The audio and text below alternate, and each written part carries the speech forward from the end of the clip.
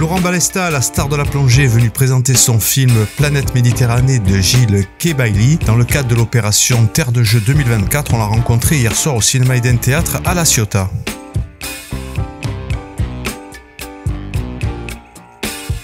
C'est un long séjour, 28 jours c'est quand même un petit peu long. C'est un isolement, évidemment, on est enfermé, on ne voit plus la lumière du soleil.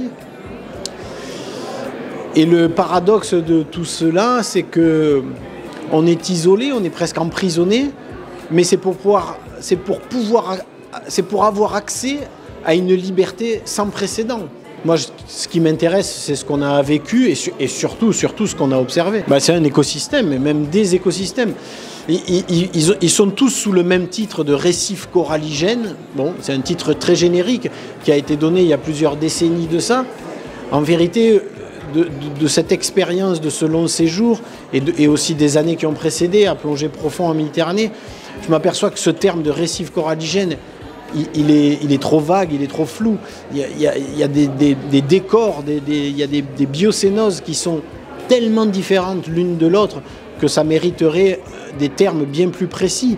Les forêts blanches de corail noir, les champs de verre sabel, les piliers d'éponge, les massifs à madrépores jaunes. Enfin, il y a tellement de décors différents qui correspondent à autant d'écosystèmes. Elle va pas bien, hein. Elle va pas bien du tout. Enfin, je trouve ça même grotesque de le dire, de l'affirmer comme si c'était une découverte.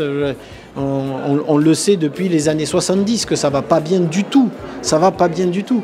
Mais ce n'est pas parce que ça va pas, ce n'est pas parce que la Méditerranée est blessée, torturée, surpêchée, polluée, enfin tout ce qu'on veut, tout ça c'est une réalité.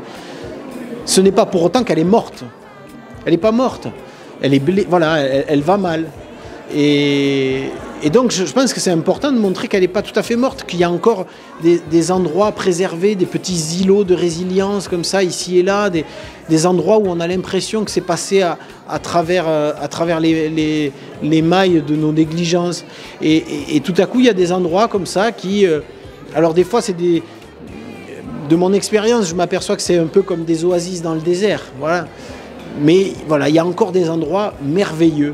Et évidemment, moi, dans ce projet Planète Méditerranée, je me suis concentré sur ces endroits-là. Vous savez, j'ai mis 18 ans à réaliser ce rêve, c'est-à-dire de détourner les moyens de la plongée industrielle pour faire de l'exploration. 18 ans. C'était quand même pas pour aller me démoraliser et aller filmer toute la pollution de la Méditerranée. D'autant qu'il n'y a besoin d'aucun talent, il y a besoin d'aucune... C'est pas difficile d'aller filmer ce qui ne va pas. Alors que d'aller chercher ces petits îlots, ces petits paradis oubliés, je trouve que ça avait du sens parce qu'on n'en parle pas assez. Et c'est ce que j'avais envie de faire. Pardon pour avoir servi d'abord mon envie. Les amis, n'oubliez pas de partager cette vidéo, n'oubliez pas de vous abonner en cliquant sur le carré rouge, le pouce bleu et la cloche pour être tenu au courant des prochains reportages ou interviews. Les amis, on vous remercie et c'est important de s'abonner pour que la chaîne remonte dans les algorithmes de YouTube. Merci beaucoup et à très bientôt les amis.